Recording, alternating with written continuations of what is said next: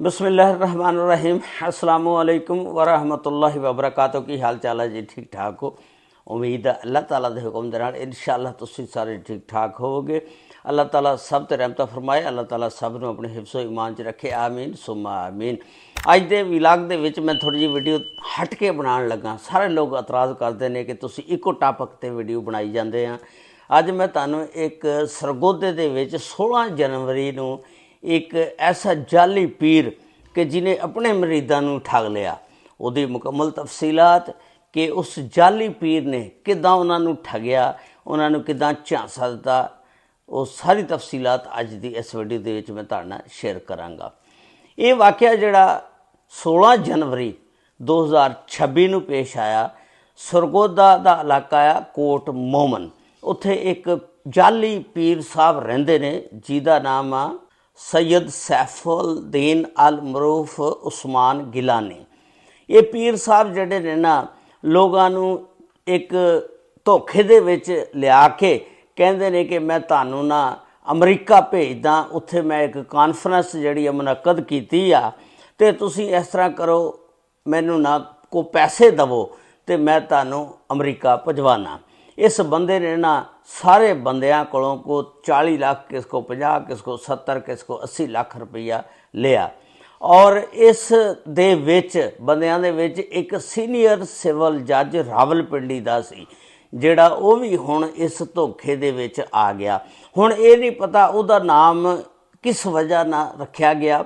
आया कि उस बंदे का नाम सीनियर सिविल जज का इस वास्ते रखा गया कि ताकि बंदे बाकी जिहड़े ने इतमाद दे विच आ जाण कि यार एक सीनियर सिविल जज भी विच जा रहा, इहदा मतलब धोखा नहीं हो सकता हैगा।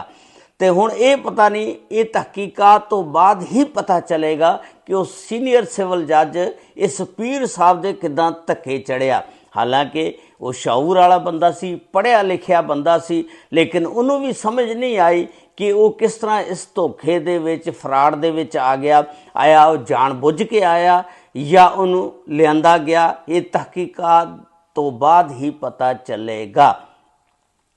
ये जिस वेले जाली पीर साहब सारियां दे वीज़े कढ़ाते ने, वीज़े सारे जाली कढ़ाए गए और जिन्हें भी कागजात बनाए सारे बना के तैयार करके नाल दफ्तर खारजा का एक लैटर भी लाता। उन्होंने 12 बंदियां नूं ये पीर साहब कहन लगे कि तुसी इस तरह करो, जिहड़ी अंबैसी है ना, सफारत खाना आ अमरीका का, उत्थे जाओ जाके ते इंटरव्यू दे के आवो।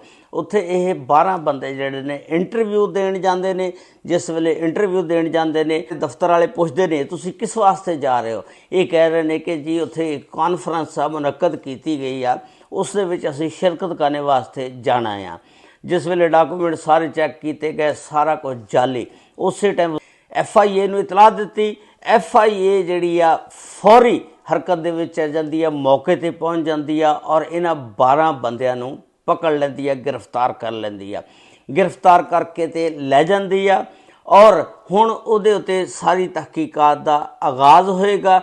और वो जिहड़े पीर साहब ने जिन्हां दा नाम सैयद सैफुद्दीन अल मरूफ उस्मान गिलानी, उन्हां कोलों भी हुण तहकीकात दा आगाज़ होएगा। हुण देखो ना, जाली पीर साहब जिहड़े ने असल पीरां नूं भी बदनाम कर रहे ने।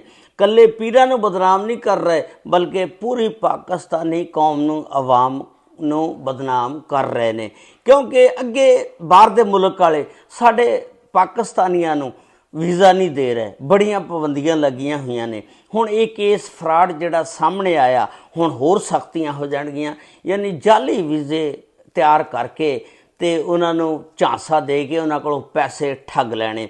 दस्सिया जांदा को 30,000 अमरीकी डॉलर जिहड़ा इस बंदे ने लिया और इस तरह उस बंदे दे नाल फ्राड कीता और वो बंदे भी फड़े गए। ते हुण आप भी समझो कि अंदर ही तो इस फ्राड केस दे विच हुण जिहड़ी तहकीकात होणगियां, जदों फिर अदालत फैसला करेगी कि इन्हां नूं किन्नी सज़ा देनी है, की कुछ करना। देखो ना, जिन्नी देर लालची लोग ने और वो ठग जिहड़े ने भुखे नहीं मर सकते हैगे, क्योंकि असी लालच नहीं छड्डना, ठगां ने सानूं लालच देना, असी लालच दे विच आउणा, वो ठगां ने सानूं लालच देना, शार्टकट तरीका दसना, तुसीं अमरीका जाओ इन्ने पैसे कमाओगे। असी लालच दे विच आ जाना, ठगां ने सानूं ठगी मार लैनी, पैसे साडे कोलों ठग लैणे। तो ठग जिहड़े ने फिर वाकई भुखे नहीं मरते जिन्ने दे लालची जिंदा ने। देखो ना, अगर तुसी 70-80 लाख का कारोबार पाकिस्तान दे विच कर लो, मैं ये कहना कि इंशाअल्लाह बंदा 2 टाइम की इज्जत की रोटी रज के खाएगा। तो ये नहीं हैगा कि 70-80 लाख का कारोबार किया होवे ते बंदा भुखा मर जाए। हुण साडे उत्ते होर ज़्यादा पाबंदियां लगणगियां, सख्तियां आणगियां। सानूं ना दुबई दे वीज़े मिलदे ने, ना अमेरिका दे, ना यूरोप दे, किसी कंट्री का वीज़ा नहीं मिलता है। क्यों? इसी वजह ना, फ्राड की वजह ना। असी लोग फ्राड दे विच बहुत तेज़ हाँ। इस जाली पीर ने ना समझो कि वो मरीदा लई सारी उम्र की पीड़ बनाती, या ढिड की कह लो, सिर की कह लो, किसी किस्म की जिंदगी की पीड़ कह लो, कि एक किस्म की पीड़ ही बन गई ना। जो पैसे 70-80 लाख रुपया एक बंदे का चले जाए तो वो ठगिया जाए, तो फिर वो वास्ते दर्द सारी उम्र का बन गया ना। वो तो बेचारा भुखा मर गया, लुटिया गया। जिस बंदे ने सारी उम्र जमा पूंजी इकट्ठी की और वो को खोली जाए तो फिर वो दर्द सारी बन गया ना। तो पीर बड़े अच्छे ने। सब तो माशाअल्लाह जिहड़े तौहीद परस्त पीर सी, गोला शरीफ वाले पीर नसीरुद्दीन नसीर शाह साहब बड़े तौहीद परस्त आदमी सी। शिरक बिदत यह जिहियां चीज़ां उन्हां च नहीं सी पाईयां जांदियां। लेकिन ये जिहड़े जाली पीर ने, 2 नंबर पीर, ये दर्दे सर बन जाते हैं मुरीदां दा। अल्लाह ते ईमान होना चाहिए इंसान का। देखो ना, जिहड़े हिंदू लोग ने वो मूर्तियां की पूजा करते हैं, वो हथ बन के फिल्मां तुसीं देखिया होना, जे काली माता, जे काली माता। उन्हां दियां मुरादां पूरियां होंदियां। कौन करदा? मेरा अल्लाह करदा। लेकिन उन्होंने यकीन किते आ वो मूर्तियां ते आ, काली माता ते आ, वो जिहड़े भगवान उन्होंने बनाए ने। लेकिन गल यह करदा कौन आ? मेरा अल्लाह। अल्लाह की ज़ात ही है सारा कुछ करने वाली। तो क्यों ना तुसीं पुख्ता यकीन अल्लाह ते कर लो, तो अल्लाह ताला तुहाडे सारे काम सिद्धे कर देगा इंशाअल्लाह। अल्लाह ते यकीन होना चाहिए। अल्लाह ताला ही जिंदगी और मौत देने वाला, काम सारे सिद्धे करने वाला अल्लाह ही आ।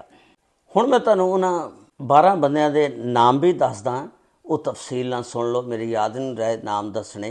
वो नाम ये सी बिलाल हुसैन, रेमशाह जुबैर, मोहम्मद असद इकबाल अली रज़ा, अवैस कमर रांझा, मुजम्मल हुसैन, वकास असलम, एहसन रज़ा, मुहम्मद रेहान, मुदस्सर नासर गौंदल ते मुहम्मद हुसैन। ये 12 बंदे सी जिहड़े इस पीर दे गेड़े दे विच आ गए ते अपने पैसे जिहड़े ने खुआ बैठे ने।